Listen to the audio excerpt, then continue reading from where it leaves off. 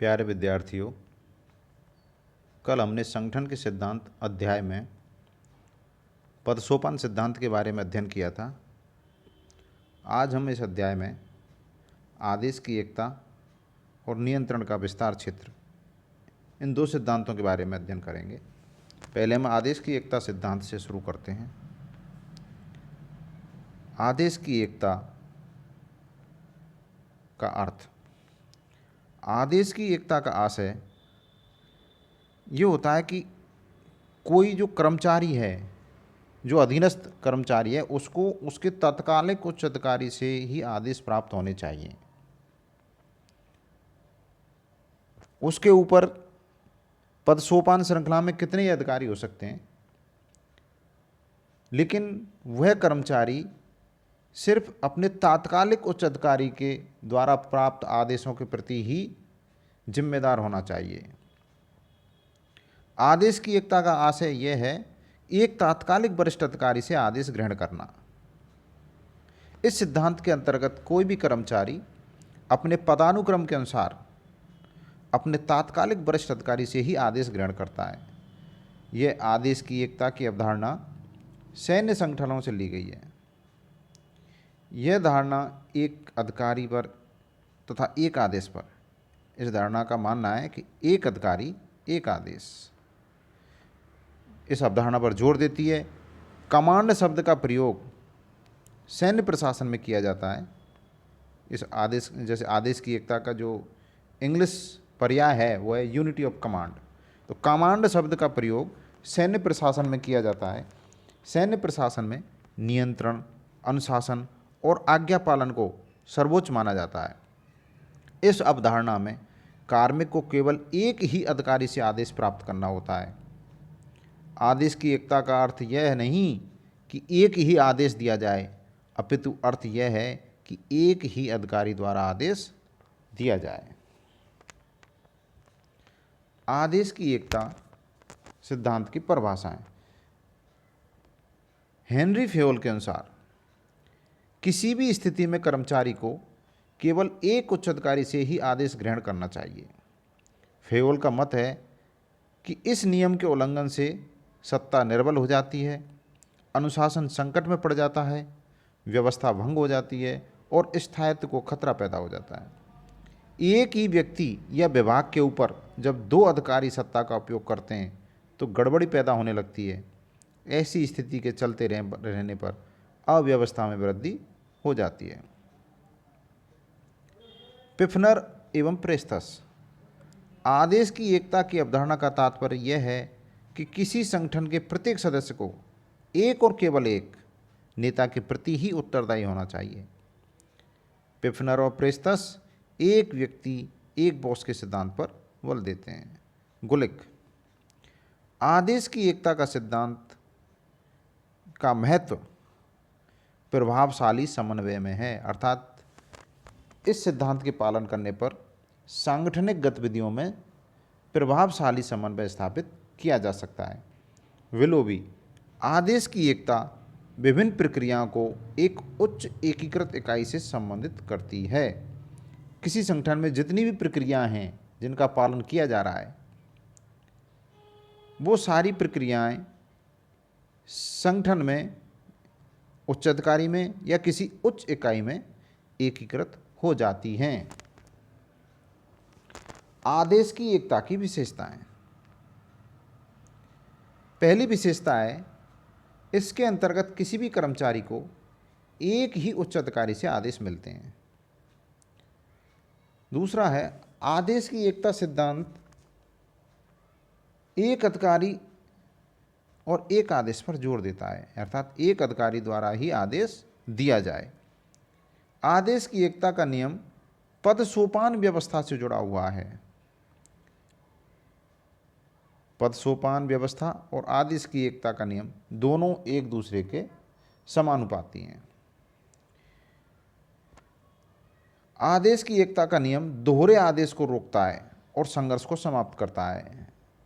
अगर किसी कार्य के बारे में एक अधिकारी कहता है कि कार्य करना है और दूसरा कहता है नहीं करना है, तो असमंजस की स्थिति पैदा हो जाती है। आदेश की एकता का सिद्धांत ऐसी असमंजस की स्थिति को समाप्त करता है। इस सिद्धांत के द्वारा सत्ता और उत्तरदायित्व स्पष्ट निर्धारित हो जाते हैं। यह सिद्धांत संगठन में समन्वय स्थापित करने में सहायक है। इसके द्वारा कार्य को प्रभावशाली तरीके से संपन्न किया जा सकता है। आदेश की एकता सिद्धांत के दोष। सैकलर और हडसन के अनुसार, सैकलर हडसन ने कहा है कि कर्मचारी को कम से कम 4 क्षेत्रों से आदेश ग्रहण करने पड़ते हैं। एक क्षेत्र से वह नीतिगत आदेश, दूसरे से कार्मिक आदेश, तीसरे क्षेत्र से बजट संबंधी आदेश और चौथे क्षेत्र से वितरण और उपकरण संबंधी आदेश ग्रहण करता है। विभिन्न क्षेत्रों से आदेश ग्रहण करने के कारण वह आदेश की बहुलता ग्रहण करता है, न कि एकता। अतः एक व्यक्ति एवं एक अधिकारी की पुरानी अवधारणा अब वर्तमान जटिल परिस्थितियों में सत्य नहीं है। आदेश की सरल सीधी रेखा के बाहर अनेक अंतः संबंध विद्यमान हैं। फलस्वरूप अनेक लोगों को प्रतिवेदन देने पड़ते हैं और उनके साथ कार्य करना पड़ता है। शासन में एक प्रशासक के कई स्वामी होते हैं और वह उनमें से किसी की भी उपेक्षा नहीं कर सकता। मिलेट ने पर्यवेक्षण की द्वैध अवधारणा का प्रतिपादन किया कि भाई किसी भी कर्मचारी का जब पर्यवेक्षण किया जाएगा तो उसके कार्य के अनुसार कम से कम 2 प्रकार के पर्यवेक्षक तो चाहिए। जो एक पर्यवेक्षक होगा उसके तकनीकी प्रकृति के कार्यों का नियंत्रण करेगा और दूसरा प्रशासनिक नियंत्रण करेगा। इरविन ग्रे ने कहा है कि तकनीकी बदलावों से आदेश की एकता के सिद्धांत को चुनौती दी जा सकती है। वर्तमान में जो तकनीकी बदलाव हुए हैं, कम्युनिकेशन के साधन बढ़े हैं, यातायात के संचार के जो साधन बढ़े हैं, उनके आधार पर आदेश की एकता के सिद्धांत को चुनौती दी जा सकती है। और कार्यों की तकनीकी प्रकृति भी इतनी जटिल हो गई है कि उस कार्य के बारे में किसी एक अधिकारी से प्राप्त आदेशों को पर्याप्त नहीं माना जा सकता, क्योंकि जब कार्य बहुरूपी है और उसके विविध स्वरूप हैं, अनिश्चित प्रकृति का कार्य है, परिस्थितियों से उत्पन्न कार्य है, तो ऐसी स्थिति में आदेश की एकता का सिद्धांत का पालन करना बहुत कठिन होता है। आदेश की एकता के लाभ या महत्व। पहला लाभ है संघर्षों की समाप्ति।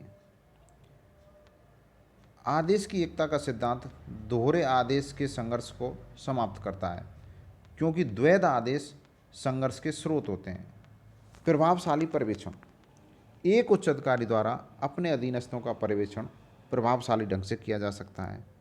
उत्तरदायित्व का स्पष्टीकरण।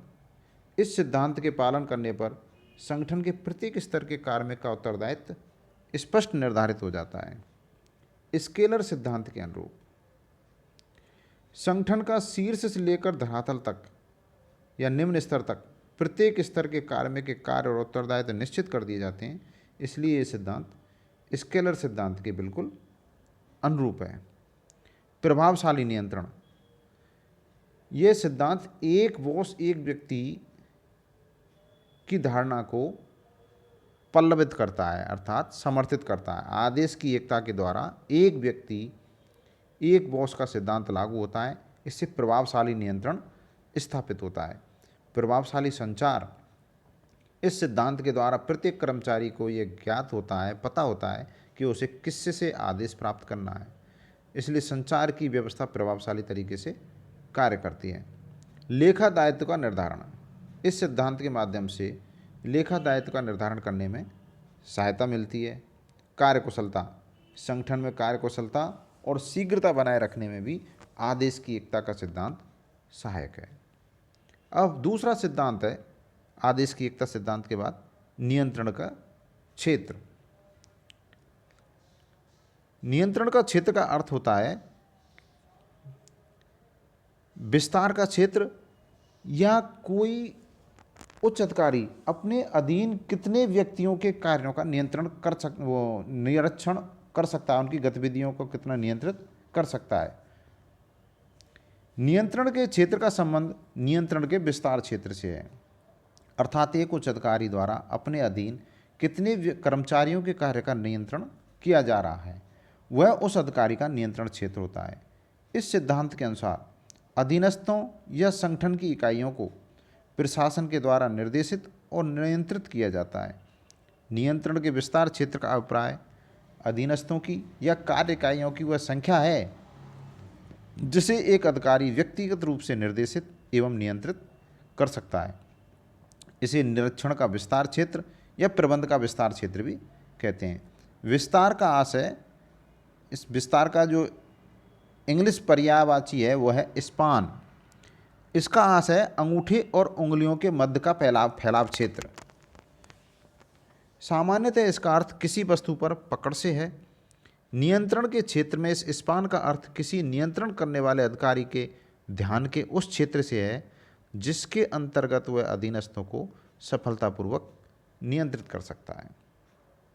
अर्थात कोई एक उच्च अधिकारी अपने कितने अधीनस्थों को सफलतापूर्वक नियंत्रित कर सकता है, वह उस अधिकारी का नियंत्रण का क्षेत्र होता है। नियंत्रण का क्षेत्र परिभाषाएं। डेमोक एवं डेमोक, इन्होंने कहा है कि नियंत्रण के विस्तार क्षेत्र का अर्थ है किसी उद्यम की मुख्य कार्यपालिका और उसके प्रमुख सहायक अधिकारियों के मध्य सीधे एवं व्यावहारिक संचार संपर्कों की संख्या एवं क्षेत्र से है। कोई जो उद्यम है उसमें मुख्य कार्यपालक और उसके तत्काल अधीन प्रमुख सहायक अधिकारियों की संख्या। प्रोफेसर जियाउद्दीन खान, इन्होंने कहा है नियंत्रण का विस्तार क्षेत्र अधीनस्थों के कार्य इकाइयों की संख्या है। किसी अधिकारी के अधीन कितने व्यक्ति या इकाइयां कार्य कर रही हैं, वह उसका नियंत्रण विस्तार क्षेत्र है नियंत्रण का, जिसका संचालन मुख्य कार्यकारी स्वयं कर सकता है। अब नियंत्रण के क्षेत्र के बारे में ग्रेकुनास का अध्ययन है कि कोई भी व्यक्ति 6 से अधिक व्यक्तियों को ध्यानपूर्वक नियंत्रित नहीं कर सकता। यह शब्द है ध्यानपूर्वक नियंत्रित करना, क्योंकि लोग केवल अधिकारी और अधीनस्थों के संबंधों के बारे में सोचते हैं। वह एक अधिकारी है और उसके 6 अधीनस्थ हैं, जो कि एक भूल है, बड़ी भूल है। ग्रेकुनास ने बताया कि अधीनस्थ और उच्चस्थों तथा अधीनस्थों के समूह का संबंध एक समीकरण के रूप में गुणोत्तर रूप से बढ़ता है। कोई एक कर्मचारी है जो अधीनस्थ है, उसका अपने सहयोगियों के साथ संबंध और अपने अधिकारी के साथ संबंध ये गुणोत्तर रूप से बढ़ते हैं। ग्रेकुनास के शब्दों में देर और भ्रम का यह एक निश्चित स्रोत है कि किसी भी उच्चस्थ को बहुत ज़्यादा अधीनस्थों के नियंत्रण की जिम्मेदारी दे दी जाती है। कार्य में देरी या भ्रम तब पैदा होता है कि जब एक उच्च अधिकारी को बहुत ज़्यादा अधीनस्थों के नियंत्रण की जिम्मेदारी दे दी जाती है। नियंत्रण का क्षेत्र इस सिद्धांत की विशेषता है। यह सिद्धांत पद सोपान और आदेश की एकता सिद्धांत से संबंधित है। एक उच्च अधिकारी द्वारा कितने अधीनस्थों को निर्देश दिए जा सकते हैं, कितनों को नियंत्रित किया जा सकता है के बारे में बताता है। नियंत्रण का क्षेत्र जितना छोटा होगा, नियंत्रण उतना ही अधिक और असरदार होगा।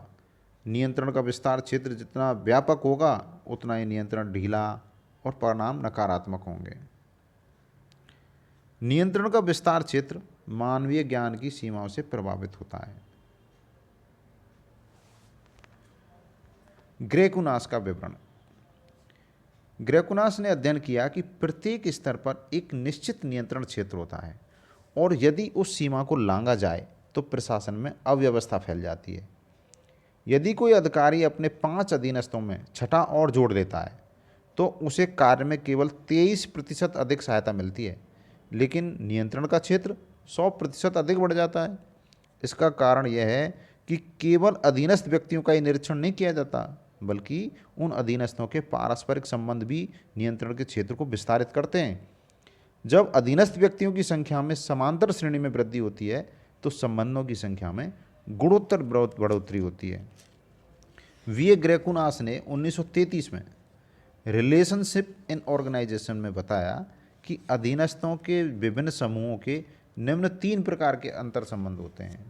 पहले संबंध होते हैं प्रत्यक्ष एकल संबंध, दूसरे होते हैं आड़े तिरछे संबंध, और तीसरे होते हैं प्रत्यक्ष समूह संबंध।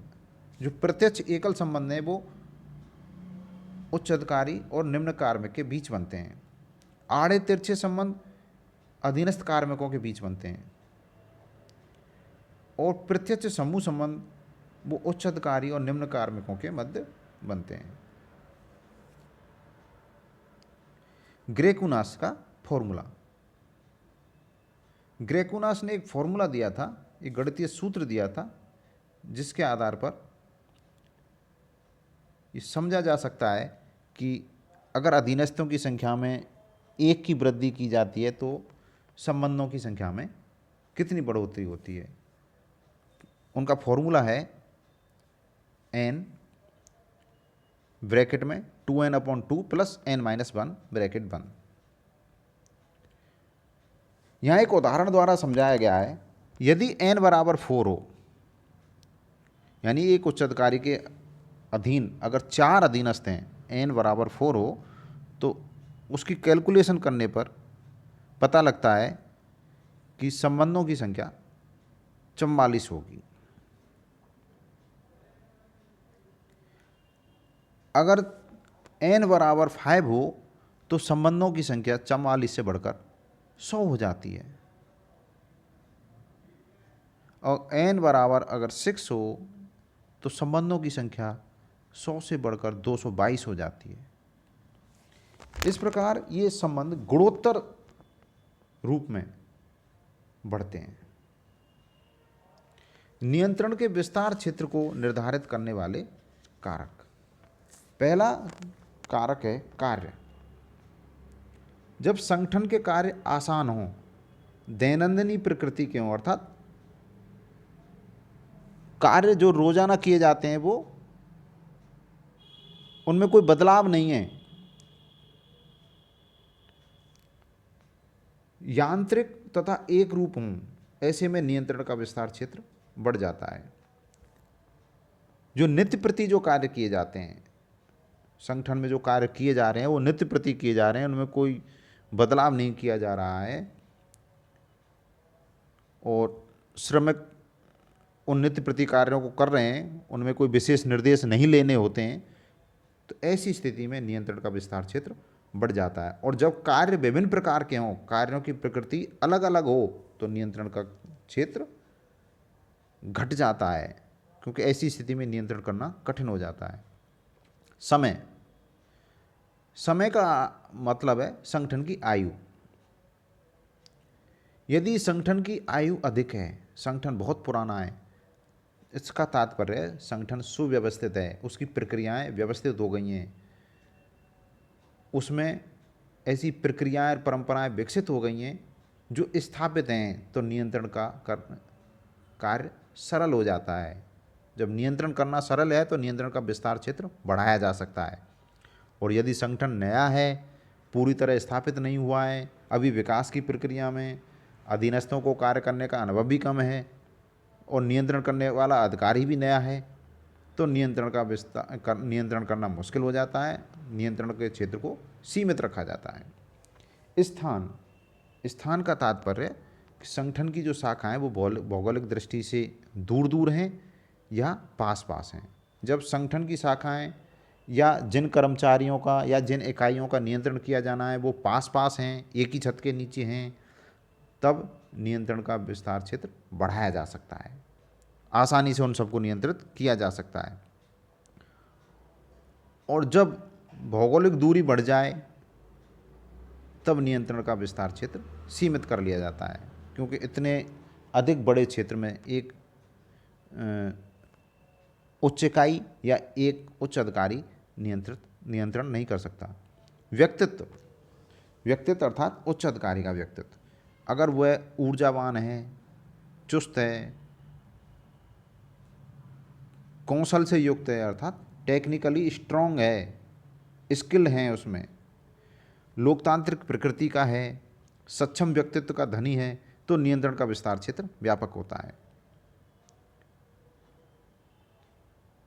इसी प्रकार अगर अधीनस्थ कार्मिक भी अनुभवी और प्रशिक्षित हैं तब भी नियंत्रण का विस्तार क्षेत्र व्यापक होता है। सत्ता का प्रत्यायोजन।